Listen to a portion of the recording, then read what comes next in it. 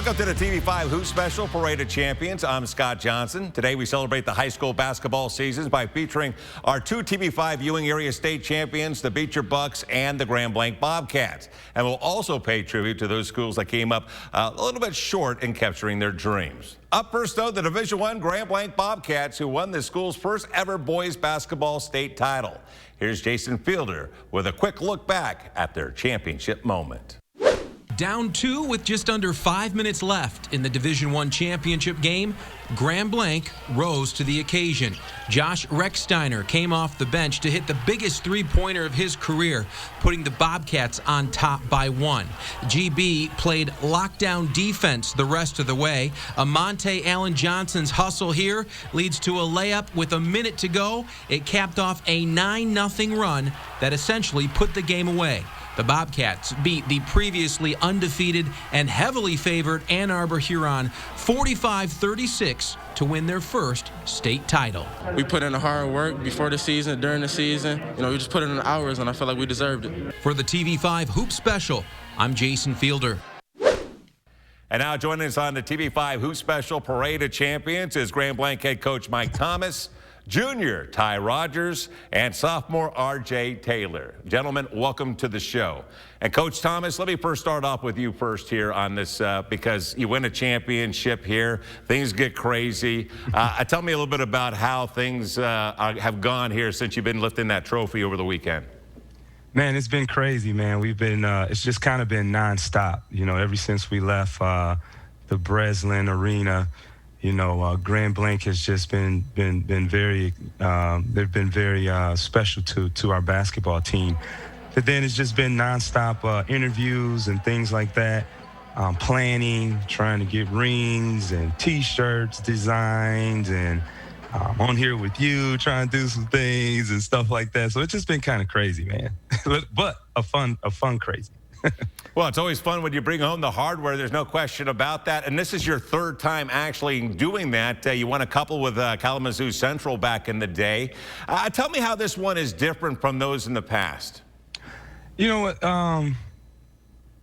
It's just, it's a different community to be able to, I had to kind of just kind of reflect a little bit yesterday and Sunday, just sitting on the couch as I'm kind of like just debriefing all of this stuff, man. I felt like I played, my body's sore, but just thinking about it and just taking it all in. This one's a lot different just simply because it's in two different cities or two different communities, and then just two different eras. Down in Kalamazoo, my daughter was able to, Micaiah was actually my son's age.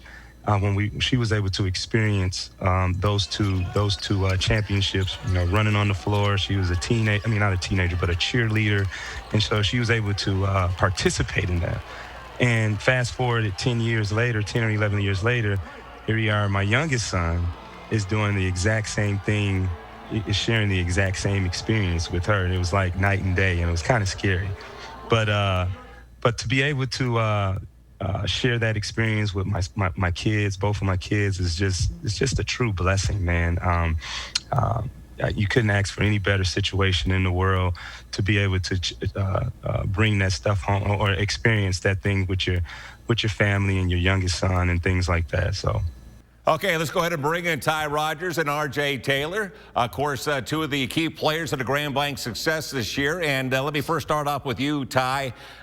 State champion Ty Rogers. How does it sound? You had a little time to digest all of this. Tell me all about that feeling of being called a state champion right now. Man, it's the best feeling in the world, man. Just being able to say I'm a state champ. Being able to get that ring and bring some positive vibes to the city. Ty, you guys really kind of grinded your way through this tournament here. You had that great game against St. Mary's all the way through here to the Final Four. Was there ever really an easy moment here where you thought, well, we're just going to walk through this? Or was it just like, hey, we just got to fight for everything that we got? Oh, never an easy moment. We knew what we were coming for. We knew it wasn't going to be easy, but this is what we worked for. So it wasn't too much to say about that. All right, let's go to RJ here. RJ, I tell you what, in that championship game, you guys had the lead at the half. They come storming back in the third. You guys got to, fight it out down the stretch there in the fourth quarter. And then Rechsteiner hits that big shot to give you the lead. It seemed to me at that particular point that the entire Grand Blanc team said, we got the lead now, and we're not giving it back. Mm-hmm. Yeah, we've been battle tested all year, and to see a senior leader come up and hit that shot, it really just got us going. And we've been in that position before. We've been taking shots all game, all season, and to be able to take that lead, it just gave us a lot of confidence for the rest of the game. What about this team here? You guys are awfully young. I believe you're losing 3 seniors off this team, if I'm not mistaken. But you got an opportunity here to do something very special, and that is the 2 of you actually come back here with the rest of them and win maybe a second championship here. As much as you want to celebrate this, that's got to be on your mind just a little bit, isn't it?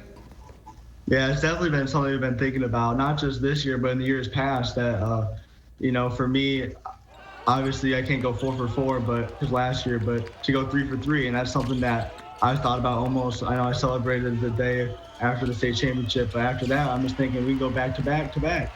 And I think this program's just getting started, and with the culture we have, I'm really looking forward to the future we got. RJ, one more quick one for you. Beecher, of course, they're state champions in Division III. That's the game that we never got to see this particular season because of COVID. Are you guys ready to take on Beecher and just maybe a playground game here, just to kind of make sure we settle who's the champion in the county? Oh yeah, definitely. In the regular season, there's a lot of talk on who's going to win that game, and a lot of, it's kind of cool, But yeah, it's definitely cool that we can be rivals in the season, but then we both go out in our own divisions and we all kind of root for each other. But yeah, we definitely need that game so we can get that last laugh with them. All right, let's go ahead and bring in head coach Mike Thomas one more time. And you just heard RJ talking about how he would love to be able to play Beecher, here to settle who's the best team in the county. You got a state championship, but we don't have the county champion named just yet. Could something like that happen in there? And how disappointing was it that it didn't happen for all those COVID reasons? Me and Mike Williams, we talk all the time, and we've kind of talked to each other about making sure we play each other every year for that reason, for Genesee County. We understand that we're 2 of the top teams in this area, and it's only right for the community. But COVID has just been bringing all types of problems throughout the last year, and it's just unfortunate that we weren't able to compete this year. But it's just unfortunate. It's just unfortunate that was able to happen, that it wasn't able to happen. I think if it was to happen, that it was going to be one heck of a game. You're talking about bragging rights. You're talking about community competition. I'm quite sure he was hungry to kind of return the favor from last year and those types of things. But, hopefully we were able to maybe do something this year or even next year. I mean, I think if the MHSAA allow it, I think our guys would love to be able to do that. 2 championship teams competing against each other to settle the score. I think that would be good. Thank you, Coach and Ty and RJ, for joining us today. And coming up on the TV5 Hoop Special Parade of Champions, we'll take a look back at some of the boys and girls schools that fell just a little bit short of a state championship. But straight ahead, it's another state title for the Beecher Buccaneers as they add another piece of hardware to a very crowded trophy case. We'll be speaking with head coach Mike Williams, Carmelo Harris, and Keon Minifield Jr. straight ahead right here on TV5. Welcome back to the TV5 Hoop Special Parade of Champions. There's only one school in the TV5 viewing area that has simply dominated the past decade. Flint Beecher wrapped up their 6th title since 2012. Jason Fielder takes a look back at the Bucks championship moment a week ago. By early in the second quarter of the Division III title game, there was no doubt the Beecher Bucks were in control against Iron Mountain. Carmelo Harris with a layup that capped off a 19-2 run, putting the Bucks up 14. Then Keon Minifield Jr. flat out took over. He scores 10 of his game-high 37 points over the final few minutes of the first half, putting the Bucks up 19 at the break. They would coast from there, blowing out Iron Mountain 75-47 for their 6th state championship in the last decade. Beecher known for winning, It feels great, For last year, we got a tick from us. So, like, for JT and E and all the seniors that lost last year, we do this for them, They didn't get to get one last year, so we got one this year. For the TV5 Hoop Special, I'm Jason Fielder.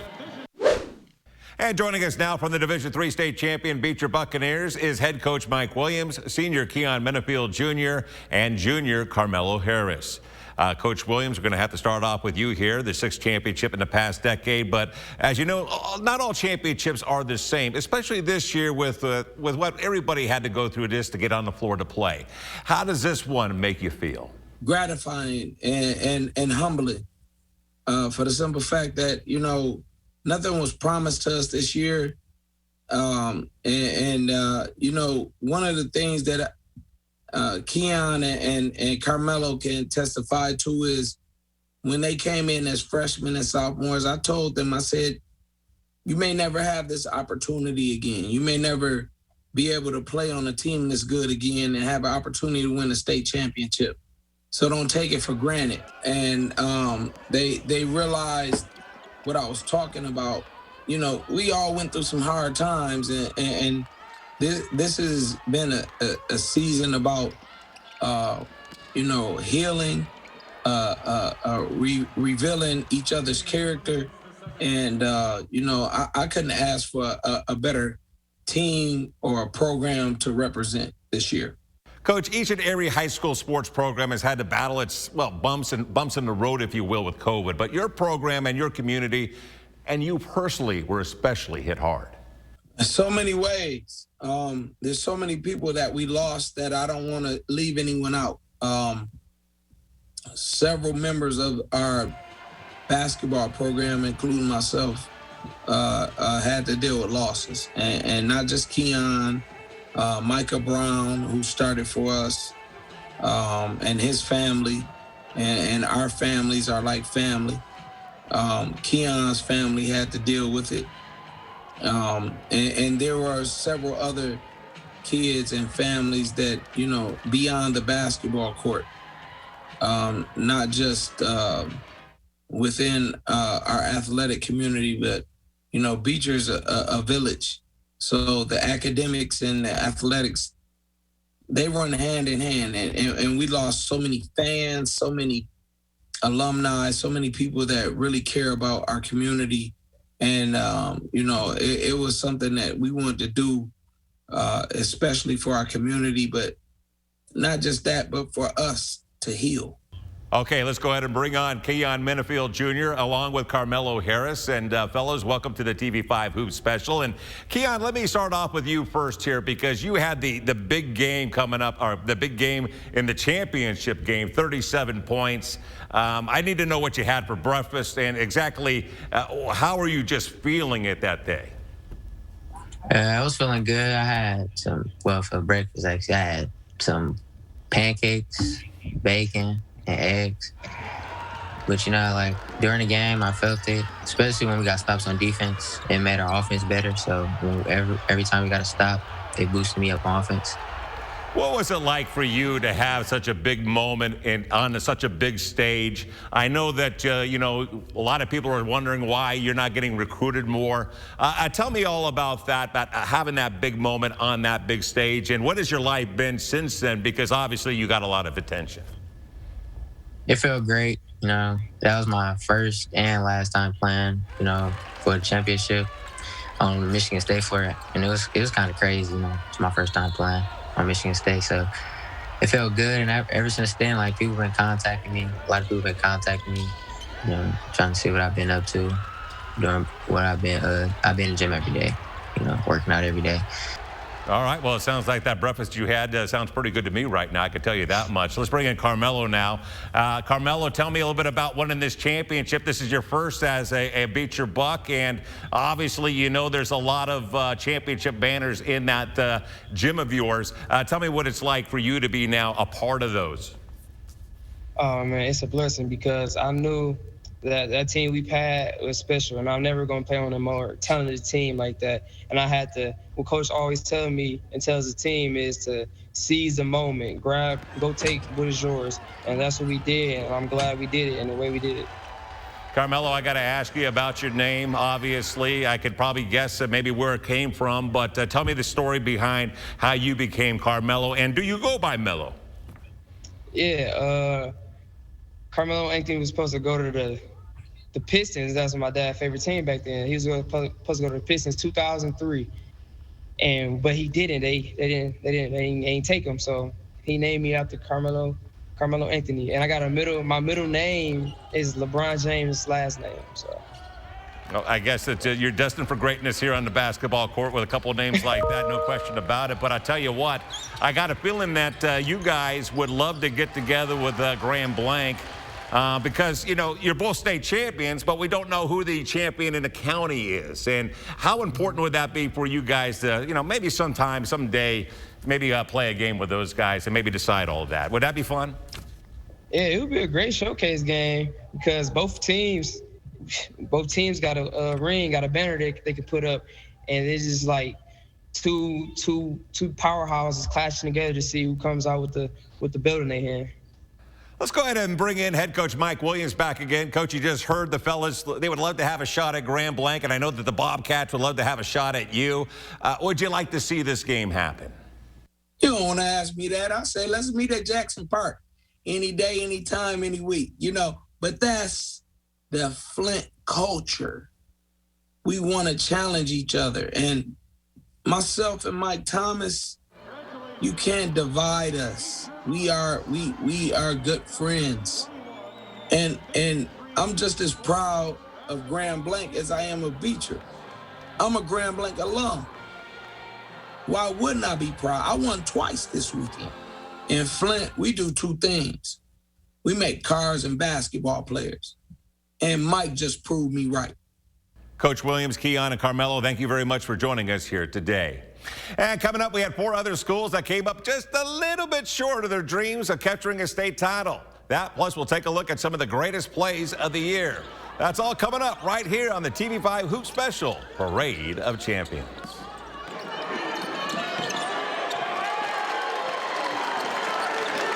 Welcome back to the TV5 Hoop Special Parade of Champions. We had a total of 6 TV5 viewing area schools reach the Final Four, but 4 of them fell just a little bit short.